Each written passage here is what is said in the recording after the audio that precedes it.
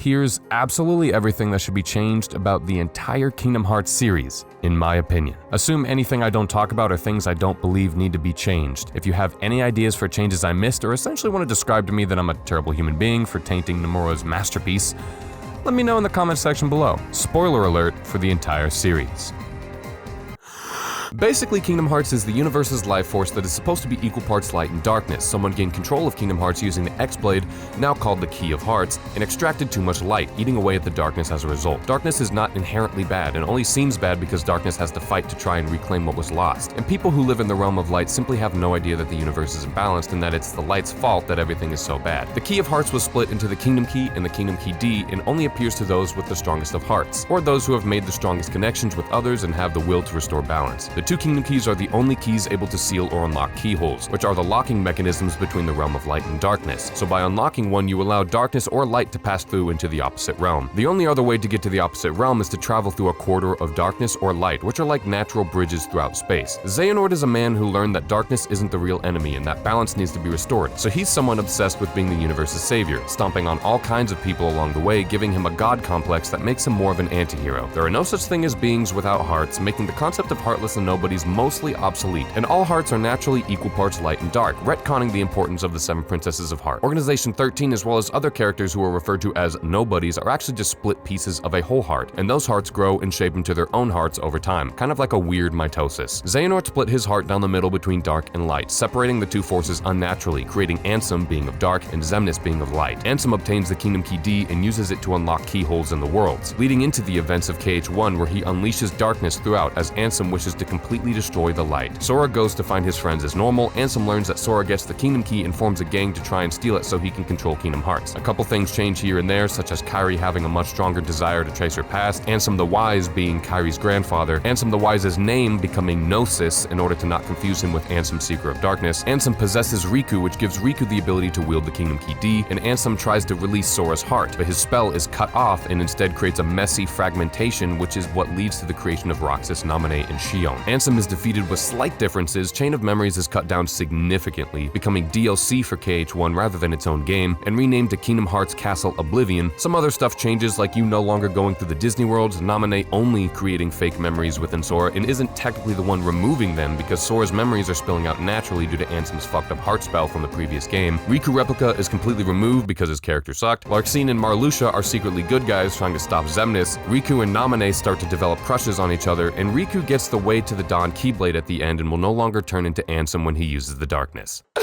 Xemnas is an unnatural heart of pure light who wishes to obtain the Kingdom Keys and control Kingdom Hearts in order to extinguish all darkness. Xehanort's plan was to have Ansem and Xemnas be able to summon the Kingdom Keys, and while Ansem was successful, Xemnas was not, so Xemnas formed the organization to try and find the Kingdom Key. The organization is no longer about Xehanort dividing his heart into 13 of darkness or about collecting hearts to create an artificial Kingdom Hearts, but rather it simply consists of fragmented hearts brutally experimented on by Xemnas and forced to do his bidding, stripped of their memories, and are tasked with locating Sora, except Xigbar and Saïx aren't actually fragments and are Xehanort's personal disciples pretending to be fragments. The organization acts more like a mafia, picking fights with Disney and Final Fantasy characters trying to track down Sora, essentially actually being villains. In Days, Roxas and Xion are recruited because Xemnas believes they'll be able to summon the Kingdom Key, even though they can't at first. As Roxas and Xion start to develop their own personalities, they also fall in love and start dating, making it that much more heartbreaking that they're pitted against each other by Gnosis, who still believes they have to return to Sora. Riku and Naminé spy on the organization and train to use their dark powers, also catching feelings for one another. Xion doesn't get forgotten after she's defeated, Riku doesn't turn into Ansem but rather uses his dark mode and wins the fight. In KH2, Kairi remembers Sora normally and goes on her own journey after linking with Roxas, summoning her Keyblade earlier. Riku and Naminé set out to protect Sora and Kairi from the shadows. Sora doesn't forget the events of Castle Oblivion. Anti-Sora is woven into the plot. Kairi learns the Sage King of Hollow Bastion, Gnosis, is her grandfather, but assumes he's dead. Kairi then doesn't get kidnapped by Axel, but rather escapes with the help of Naminé. Mickey learns that Gnosis' apprentice, who's actually Xehanort but went by the name Ansem, planned to split his heart between light and dark, discovering Xemnas' true nature as a heart of pure light. Everyone questions their understanding, knowing the organization serves the light but is still evil and wants to hurt people. Axel freaks out on Gnosis for what he did to Roxas and Xion, which allows Xemnas to capture Gnosis. Naminé no longer returns to Kairi at all and makes it out okay in the end. Gnosis and Kairi finally meet and share a reunion, paying off Kairi's arc to discover her past. Then Gnosis sacrifices himself by blasting Xemnas with a machine that wounds his heart in a similar similar way to how Ansem's spell messed up Sora's heart in KH1. The ending is much more sad to reflect the grief everyone now feels. The extended scene from Coded where Mickey writes to Sora is just added to the end of KH2, and Coded is completely retconned, having never existed,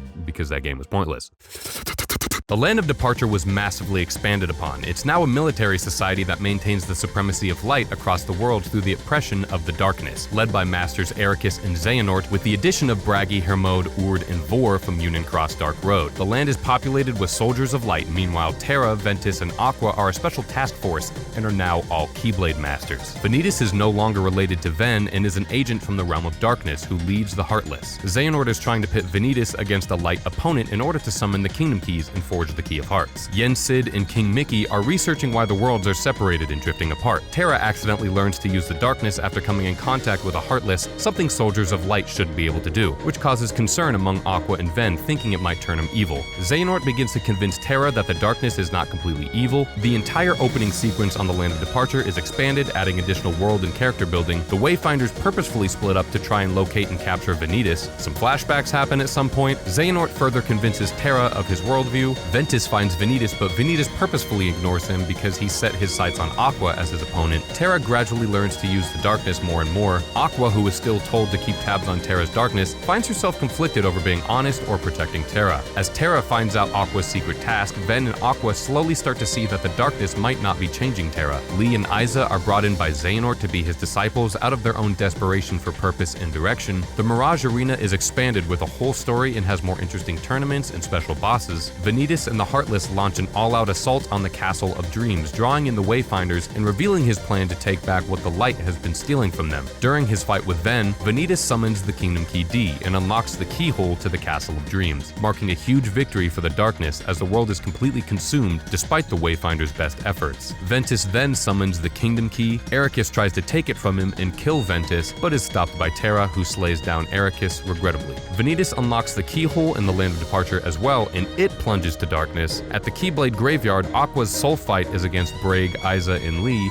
Ven and Vanitas clash their Kingdom Keys, and Xehanort admits he wanted Terra to stand by his side, but settles for possessing Terra, like originally. Ven and Vanitas forge the Key of Hearts, but Vanitas is backstabbed by Terranort as he extracts Vanitas' heart, and then extracts Ven's heart as well. The Lingering Will surprise attacks Terranort as Aqua destroys the Key of Hearts. The Keyblade Graveyard in the Lingering Will is engulfed in an explosion. Aqua takes Ven's body to the consumed Land of Departure and seals away the castle to oblivion like originally. Terranort shows up outside Castle Oblivion to fight Aqua out of frustration, banishing her to the realm of darkness.